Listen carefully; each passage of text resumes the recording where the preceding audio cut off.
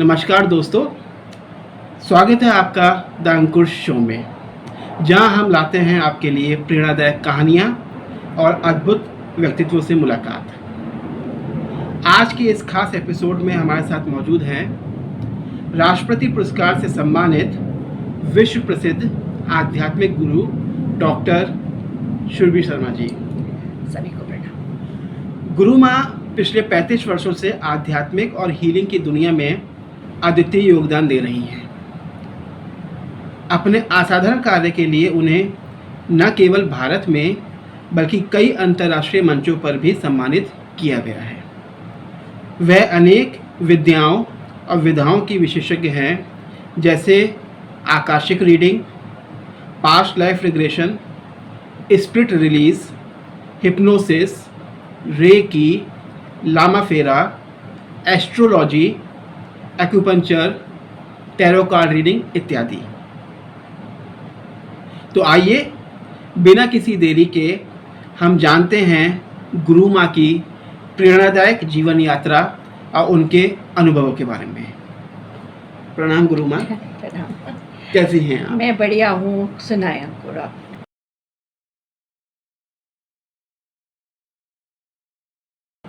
गुरु माँ, हमारा पहला सवाल आपसे ये है कि आपकी आध्यात्मिक यात्रा की शुरुआत कैसे हुई? इस मार्ग पर चलने की प्रेरणा आपको कैसे मिली, कहाँ से मिली गुरु माँ? देखिए, मैं तो एक ऐसे ही परिवार में पैदा हुई जहाँ का माहौल ही पूरा पूजा पाठ रिलेटेड था। मेरे माता पिता बहुत ज़्यादा पूजा पाठ करने वाले, और मेरी माँ जो है वो संस्कृत की खुद ही स्वयं इतनी बड़ी जानकार विदुषी महिला। तो मंत्र उच्चारण तो हमारे जीवन की एक नित्य, कहते हैं ना, पैसिव लर्निंग थी, और वो हमको करना ही करना होता था। और फिर हमारे यहाँ गुरुओं का समागम, ये सब एक नेचुरल मतलब आदान प्रदान था, आना जाना था। तो उसी में जब बड़े हुए तो पता नहीं किस तरफ हमारा, जो कहते हैं ना कि लाइफ जर्नी होती है, वो पिक हो गई। और हालांकि शुरू में हमें ऐसा लगता नहीं था कि हम इसके लिए बने हैं, क्योंकि जो हमारा कॉलेज का जो लाइफ स्टाइल था उसमें हम बहुत ही ज़्यादा खुले, स्पोर्ट्स में भी, ड्रामा, डांस, मतलब ये वाली एक दिनचर्या रहती थी, और हम इसमें बहुत इन्जॉय करते थे। लेकिन जो असल पैसिव आपकी जो लर्निंग होती है ना, वो ही ट्रू लर्निंग होती है। और धीरे धीरे जब मैं 12th पास किया, उसके बाद में थोड़ा सा स्पिरिचुअल लाइफ में एंटर हुई और मंत्र साधना में प्रवेश किया। वो मेरा पहला एक बड़ा पड़ाव था जिसमें मैं मंत्र साधना को सीख रही थी और कर्मकांड सीख रही थी। इस दौरान हमारे माता पिता गायत्री शक्तिपीठ से जुड़े थे। हमारे गुरुजी जेटली जी को हम लोग सब बहुत मानते थे। इसी प्रक्रिया में मैं हरिद्वार गई, और वहाँ पे आप जानते हो कि मतलब विश्व गुरु ही है हमारे पंडित आचार्य श्री राम गुरु जी। उनके सानिध्य में मैंने साधना की, और मुझे याद है एक बार उनके पास बैठकर उन्होंने अपना हाथ मेरे ऊपर इस तरह रखा, वो मैं आज तक नहीं भूलती हूँ। कहाँ उनका एक टच मेरे जीवन को पूरा मोड़ गया, मुझे नहीं पता। ये होता है गुरु। सही बात है, गुरु का बहुत महत्व है हमारे जीवन में, और गुरु पे हम आगे चर्चा भी करेंगे। लेकिन जो मैं अभी शुरुआत करूँगा उसमें पहला सवाल मेरा यही है कि जैसे आजकल हम बात करते हैं, बहुत से लोग अपनी फिजिकल फिटनेस पे बहुत ज़्यादा फोकस करते हैं, लेकिन टाइम के साथ अब फिजिकल फिटनेस के साथ मेंटल फिटनेस पे भी फोकस करना शुरू कर दिया लोगों ने कि मेंटली हम फिट रहे। लेकिन आप स्पिरिचुअल फिटनेस के बारे में क्या कहेंगे? क्या इसकी ज़रूरत आज की तारीख में क्या है?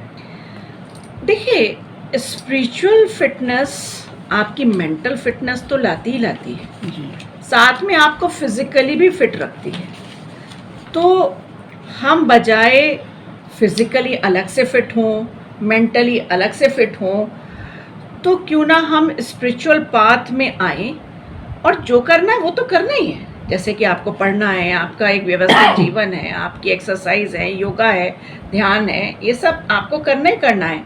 लेकिन एक जो ट्रू जानकारी है वो एक स्पिरिचुअल जर्नी से ही होती है, आध्यात्मिक विकास से ही होती है। और आजकल मैं देख रही हूँ कि यंग बच्चे बहुत ज़्यादा और तेज़ी से प्रवेश कर रहे हैं और वो इस चीज़ को बेहतर समझ रहे हैं। जितना साइंस वृद्धि कर रही है उतना ही आध्यात्मिक विकास भी हो रहा है, ऐसा सही मैं बात देख है। रही हूँ। हो सकता है इसके पीछे गुरु में एक कारण ये भी हो कि जिस तरह का उनके ऊपर वर्कलोड है उसी वजह से वो इस तरफ जा रहे हों। हाँ, ये तो एक जर्नी है, तो वो हल्का करने के लिए डेफ़िनेटली, और फिर लेकिन उनका एक पैर जब चल दिया तो हज़ारों मील दूर लेके जाएगा। जी, बिल्कुल। गुरुमा, जैसे जब हम स्पिरिचुअल लाइफ की बात हम करते हैं तो कर्मों की बहुत महत्व दिया जाता है। तो हम आपसे जानना चाहेंगे कि कर्म क्या होते हैं और कर्म का सिद्धांत क्या है? लॉ ऑफ कर्मास क्या है गुरुमा? देखिए,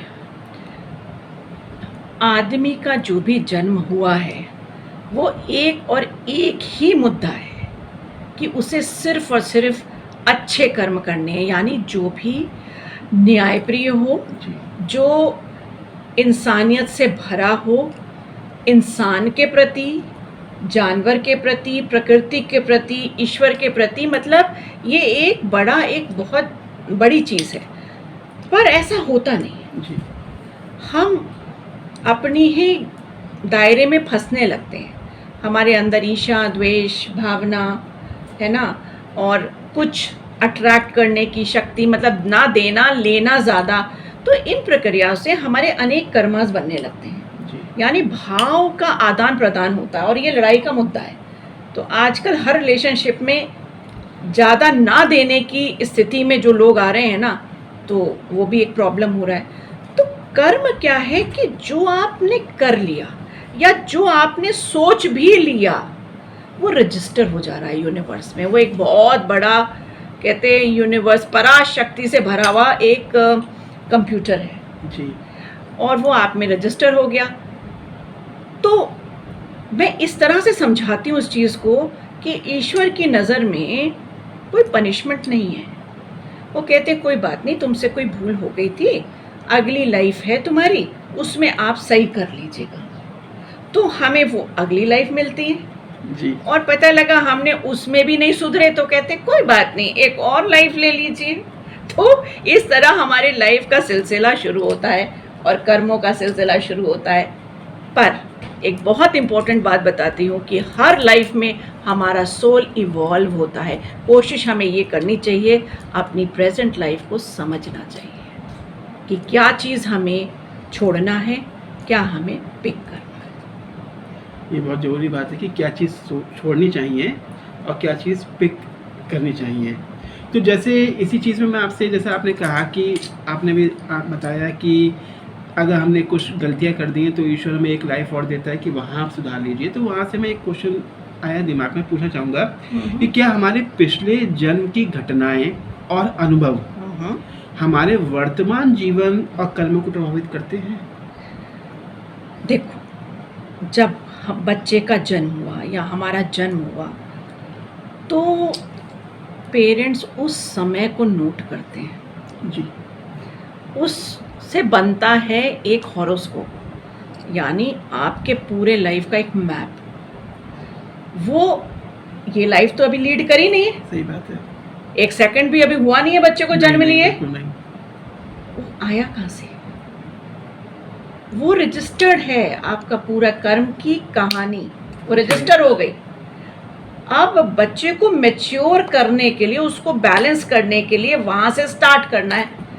वो एक 0 पॉइंट हो गया जी, जी, जी, और उसको अब रेस आगे की तरफ बढ़ानी है अपनी, तो उसमें उतार चढ़ाव आएंगे। जी, जो नहीं जिया, जो अप्रिय जिया, उसे प्रिय बनाना है और बैलेंस करके आगे बढ़ना है। बिल्कुल। तो ये एक सफ़र है। जी, मतलब कर्मों का हमारे जीवन पे प्रभाव पूरा हम एक्चुअली जो कर्म छोड़ के आए हैं या हमने वो पूरे नहीं करे या कुछ ऐसा हमसे हो गया घटना जो कि सही नहीं थी या हमारे विचार बहुत ज़्यादा किसी अनावश्यक चीज़ों से प्रभावित थे और हमारी मृत्यु हो गई, वो सब एक कंसोलिडेशन होता है। फीलिंग जो छूटती है हमसे, वो आत्मा में जो जाती है, सिर्फ़ और सिर्फ़ व्यक्ति उन फीलिंग के समूह को लेके जाता है। इसलिए ये जो लाइफ है वो हमारी लाइफ नहीं है, हमें वो जीनी है जो हम छोड़ आए हैं। तो यही एक बात इसमें फिर आती है गुरु माँ कि हम अपने कर्मों के प्रति सजग कैसे हों, हम कैसे जानेंगे कि हम जो इस टाइम लाइफ जी रहे हैं ये हमारे पास से आने की वजह से ऐसा हो रहा है, ये मतलब सजगता कैसे आती है उसके प्रति?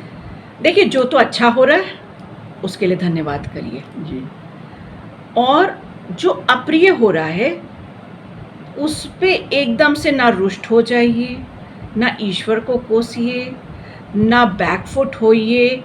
वहीं पे समझिए कि यही वो पॉइंट है जिसे मुझे मैच्योर करना है, जिसे मुझे अपने अंदर क्या करना है, आत्मसात करके बैलेंस करके आगे निकलना है।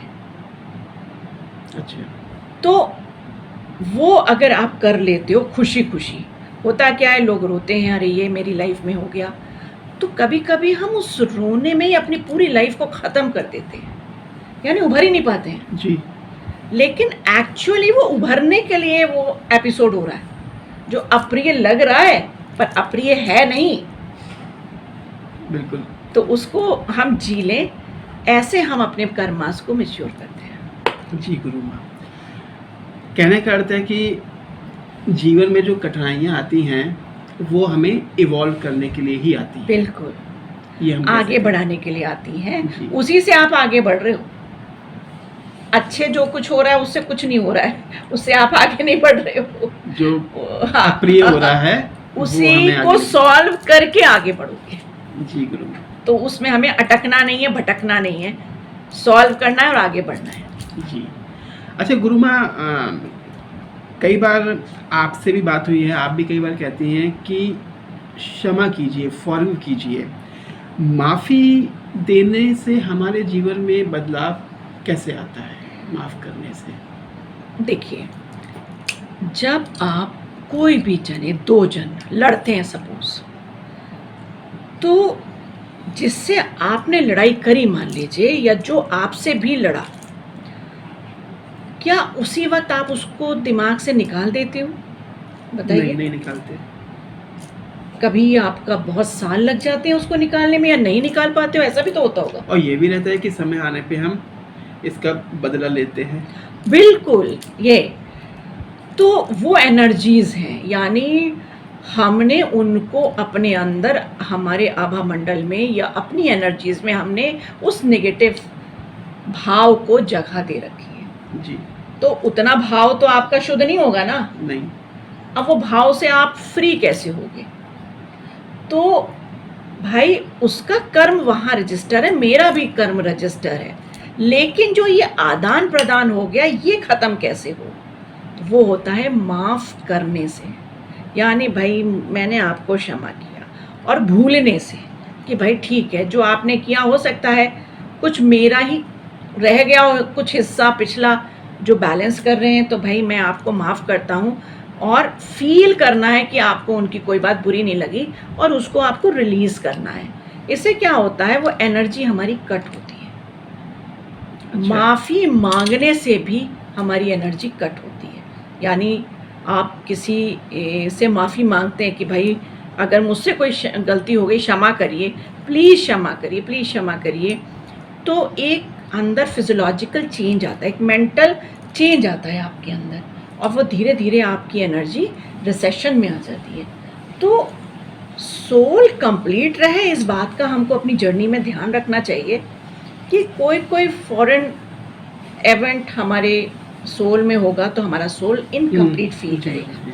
तो आप देखते हैं ना आजकल क्या सबसे बड़ी चीज़ जो चल रही है, आप महसूस करिए इस बात को कि हर व्यक्ति इनसिक्योर्ड है। ये इनसिक्योरिटी आई कहाँ से?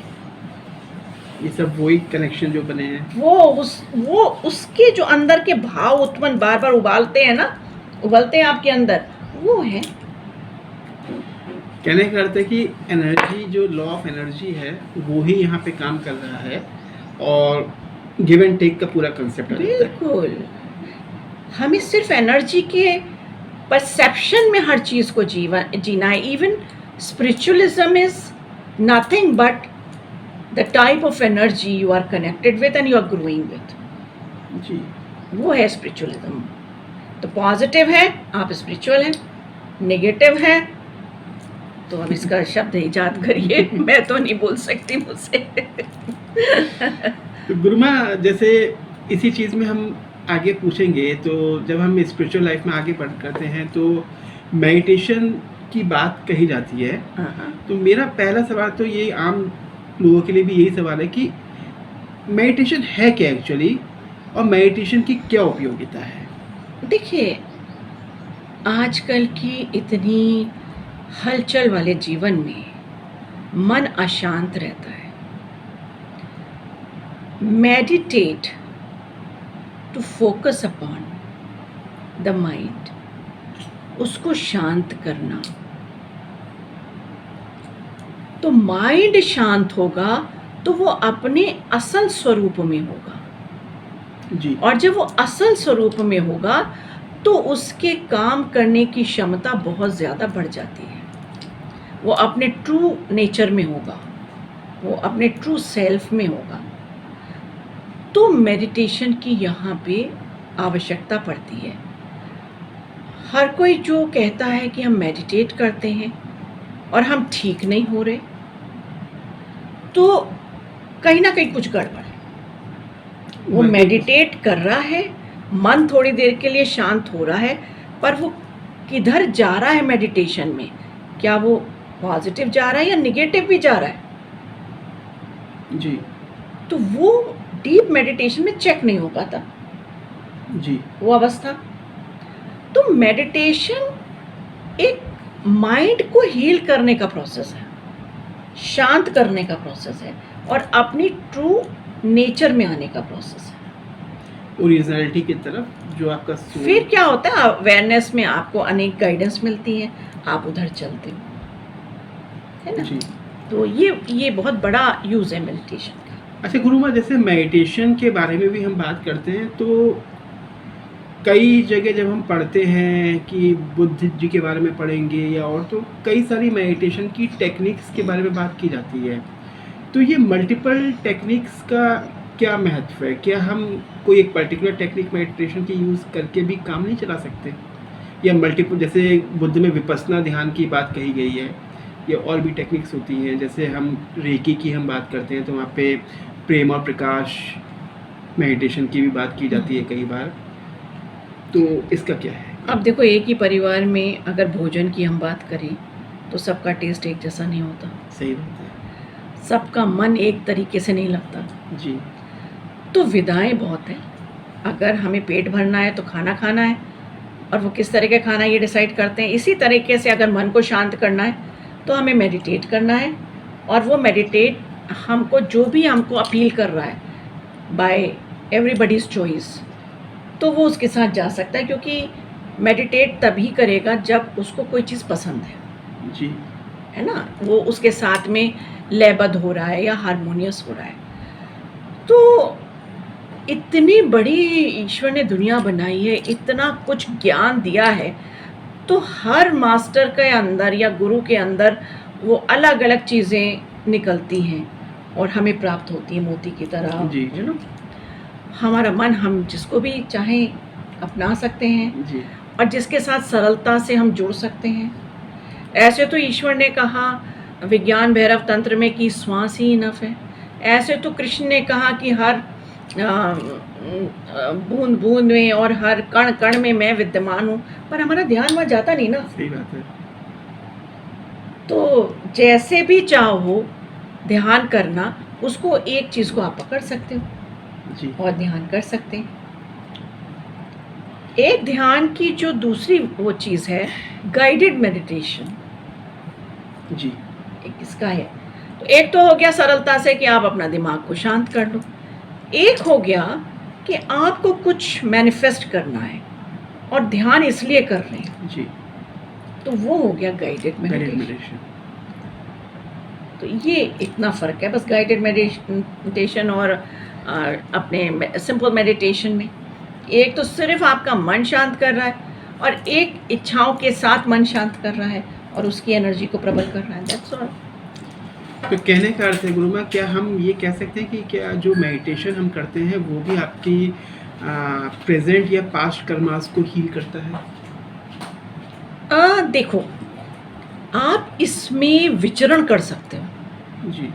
आपके मेडिटेट जब आप होते हो तो मन की उस सच्चाई पे पहुंच जाते हो जहाँ पे आपको ये आभास हो जाता है कि पास्ट में ये हुआ और फ्यूचर में ऐसा हो सकता है, जी। यानी फ्यूचर परसेप्शंस भी दिखेंगे आपको। तो वो अवस्था है जिसमें आप ट्रैवल कर सकते हो अच्छा। इजीली। तो आप अपने देख लेते हो चीज़ें, आभास हो जाता है ये गलत हुआ था, मुझे सही करना है। तो ये सबसे बड़ी उपयोगिता है। जी गुरु माँ, समझे आपकी बात।